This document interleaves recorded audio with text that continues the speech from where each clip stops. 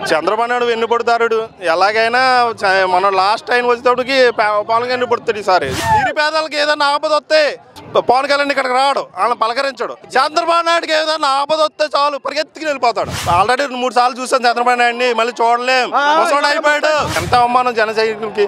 వాళ్ళందరూ సిగ్గుతో చచ్చిపోతున్నారు, బయటికి రాలేకపోతున్నారు జన సైనికులు అందరూ. జగన్పాలన సూపర్గా ఉంది, సూపర్గా ఉంది. ఇలా ఎందుకని సూపర్ అనుకుంటారు? ఇవాళ అసలు పేదవాడు అన్నవాళ్ళు లేడు. పేదవాళ్ళకి ఇల్లు ఇవాళ మొత్తం అందరికి ఇచ్చాడు, ఇల్లు లేదు.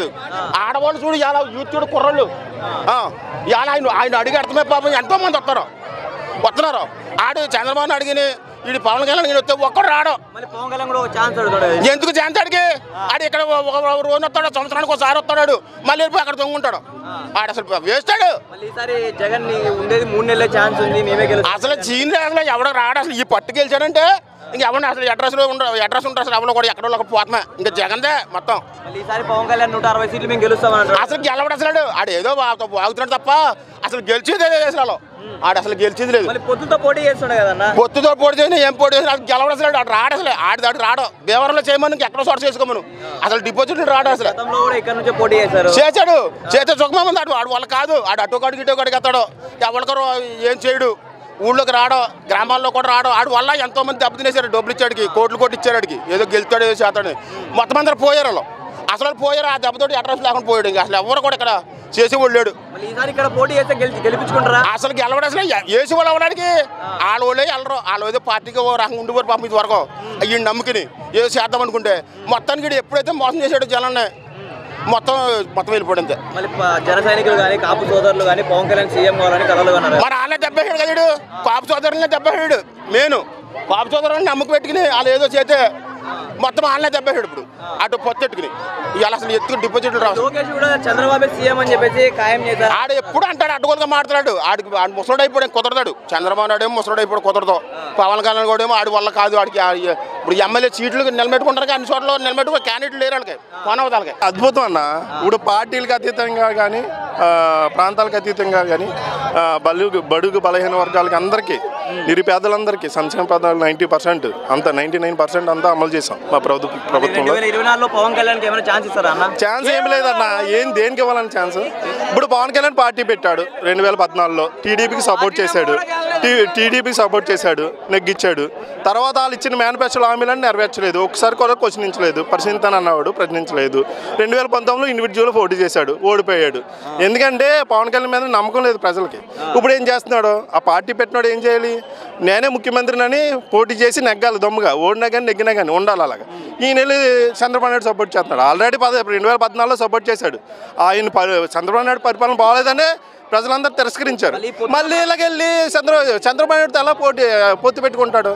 ఇప్పుడు ఏదీ లేదు, దిగజారిపోడు పవన్ కళ్యాణ్. ఎందుకంటే ఆయనకి ఇండివిజువల్గా జెండా ఉంది. అయినా కానీ తెలుగుదేశం జెండా చూసారా నన్ను యువకాలంలో ఆ ట్యాగ్ వేసి తిరుగుతున్నాడు. ఎంత అవమానం జన సైనికులకి. వాళ్ళందరూ సిగ్గుతో చచ్చిపోతున్నారు, బయటికి రాలేకపోతున్నారు జన సైనికులు అందరూ.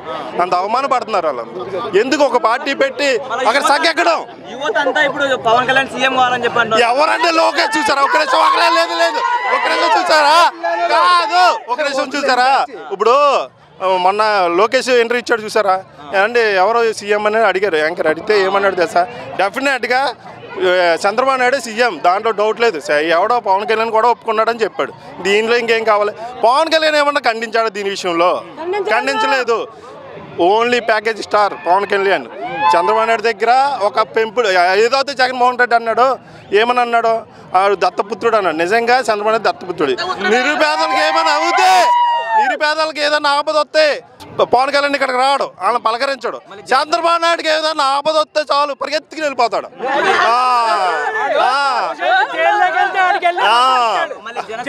జన సైనికులు కాపు సోదరులు కూడా పవన్ కళ్యాణ్ సీఎం కావాలని ఎంతో అనుకున్నారు కదా. అనుకున్నారన్నా, ఏం చేస్తాం పాపం. మళ్ళీ ఎన్నో కళలు అన్నారు. ఇప్పుడు బయటకు రాలేదు పాపం. వాళ్ళు చూసారా? జన సైనికులు చాలా నాయకులు వైఎస్ఆర్సీపీలోకి వచ్చేస్తున్నారు. ఏమన్నాడు? నేను చంద్రబాబు నాయుడు కూర్చుని మాట్లాడుకుంటా సీఎం సీట్ గురించి అన్నాడు. ఇప్పుడు లోకేష్ వచ్చి ఏం చేశాడు? గాలి తీసేశాడు.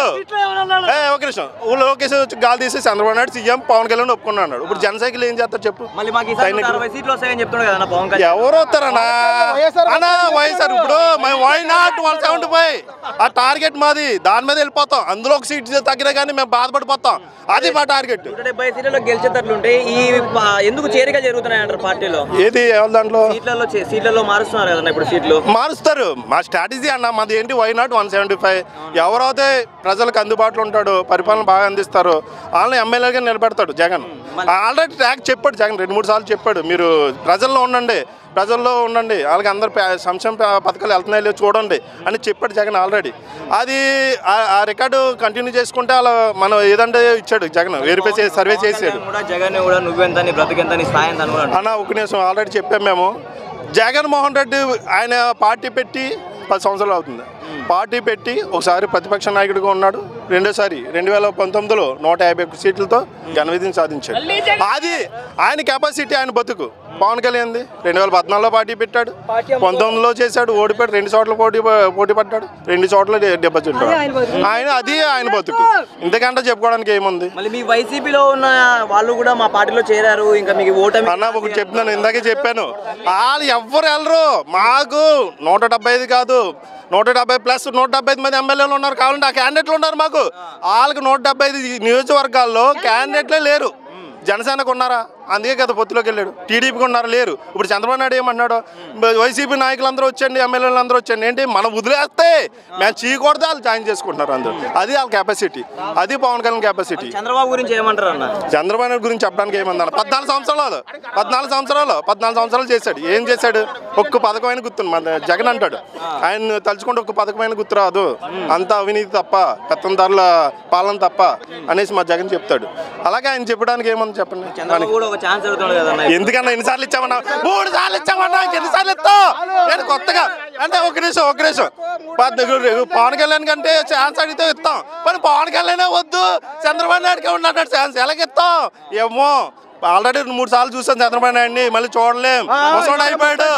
ఇంకా గతంలో నిన్నప్పుడు చాలా అభివృద్ధి జరిగింది, ఇప్పుడు ఎలాంటి అభివృద్ధి జరిగింది? అభివృద్ధి చెందితే 2014లో అభివృద్ధి చెందితే 2019 వరకు, 2019లో ఎందుకు ఓడిపోయాడు చంద్రబాబు నాయుడు? అది క్వశ్చన్. గతంలో కూడా ఇక్కడ నుంచి పవన్ కళ్యాణ్ గారు పోటీ చేశారు, ఇప్పుడు పోటీ చేస్తే ఏమైనా గెలిచే అవకాశాలు ఉన్నాయంటారా? లేదన్నా, లోకల్ హీరో ఉన్నాడు అక్కడ, కలిసి శ్రీనివాస్, ఆయన నక్కుతాడు, మాస్ హీరో. ఎందుకంటే 10 ఏళ్ళైంది పార్టీ పెట్టి ఇక్కడ గెలవలేనంటారా? ఒకవేళ పోటీ చేస్తే ఇక్కడ గెలవడం ఎందుకన్నా? ఇలా గెలుస్తాడు. ఇప్పుడు వరకు వచ్చాడు భీమవరం, మొన్న వచ్చాడు, సభ పెట్టి వెళ్ళిపోయాడు, మళ్ళీ రాడు. జనాలు ఉండవు, రావాలి, సమస్యలు తీసుకోవాలి, వాళ్ళతో కలిసిమెలిసి ఉండాలి, జనాల్లో ఉండాలి. పవన్ కళ్యాణ్ ఎన్ని సీట్లు వచ్చే అవకాశాలు ఉన్నాయంటారు? పవన్ కళ్యాణ్ 2 సీట్లు. ఇప్పుడు చంద్రబాబు నాయుడు అడగన్నా, ఎందుకు 2 సీట్లు వస్తాయండి? పవన్ కళ్యాణ్ ఎందుకు అడుగుతావు? చంద్రబాబు నాయుడు సంఖ్య ఎక్కాడు కదా, ఈ పార్టీ లేదు, ఇంకా అందరూ కలిపేశాడు. పవన్ కళ్యాణ్ అడగకూడదు, చంద్రబాబు నాయుడు అడగాలి. ఎందుకంటే సీఎం అని ఆయనే చెప్తున్నాడు కదా, చంద్రబాబు నాయుడు సీఎం అని పవన్ కళ్యాణ్ చెప్తున్నాడు కదా, ఆయన సంఖ్య ఎక్కుతున్నాడు కదా, ఆయన అడగాలి.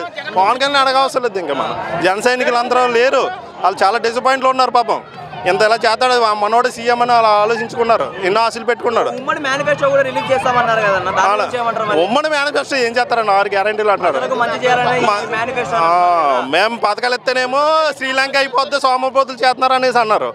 ఇప్పుడు మేము మరి అదే పథకాలు అంతకంటే డబ్బులు ఇస్తారంటున్నాడు. అప్పుడు ఎవరా సోమరిపోతులు? ఎందుకు అవుతారన్నా?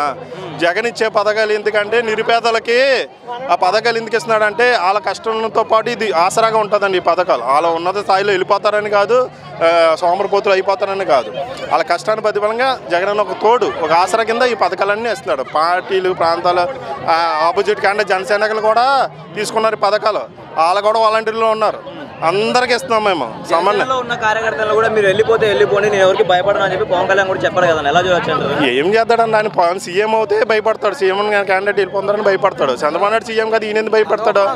ఆయన చంద్రబాబు నాయుడు ఏదో 10-20 ఇస్తా అంటున్నాడు, 10 మంది 20 మందిని క్యాండిడేట్లు పెట్టుకున్నట్టు ఉన్నాడు ఆల్రెడీ.